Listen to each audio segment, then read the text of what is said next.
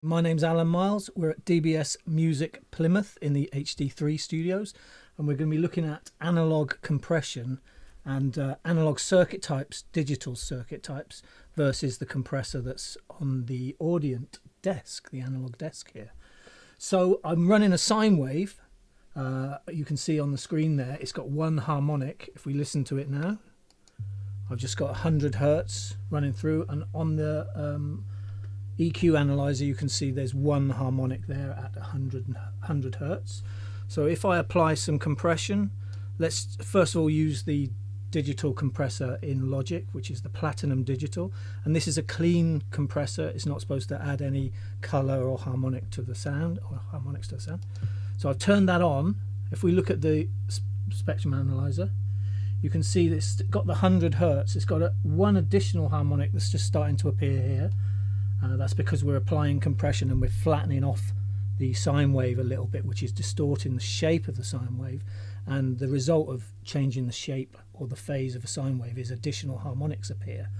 But for all intents and purposes, that's just one harmonic with the sine wave being slightly squashed, so a new harmonic appears.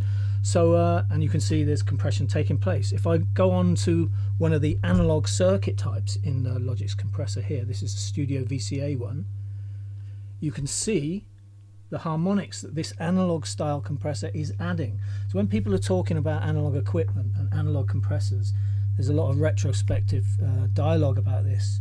So the analog circuit types are adding color to the sound, and the color basically is additional harmonics, isn't it? So I've got the Studio VCA compressor there, and you can see on the VU that there is compression taking place.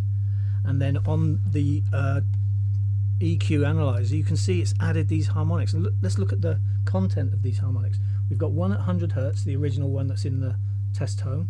Then we've got another harmonic here that appears at 300, then 500, 700, 900, 1100. So it's going up the harmonic series in odds. So it's not got the even harmonics. So this analog circuit type is adding odd harmonics, not odd weird, but odd mathematically, by the way, to colour the sound. If we move on to the next one, the Studio FET compressor, and wait for the EQ to settle, the analyzer, you can see it's adding the same harmonics, odd harmonics, but in just slightly different amplitudes. And then the next one, that's adding odd harmonics as well. This one is adding odd harmonics and some noise at the top end, look. And this is the same odd harmonics. So they all add harmonics, color to the sound when you're using them.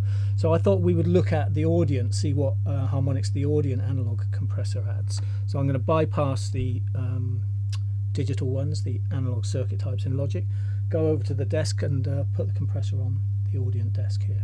And let's have a look at the spectrum analyzer in the bottom window there. So that's without any analog compression. And then I'm just going to activate the Audient's onboard compressor, the mix bus compressor there, and look at the harmonics that this is adding. We've got original 100 hertz, then we've got 200 hertz, 300 hertz, 400, 500, 600, and they're at different amplitudes as well. So that's what color is being added, these harmonics. But the desk compressor, the analog compressor there, is adding the odd and even harmonics from the harmonic series. So that might be why it's sounding a bit fuller. You decide for yourself.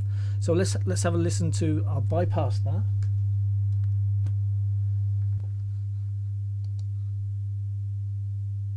Turn that on. Let's listen to them in comparison. So there's the first one.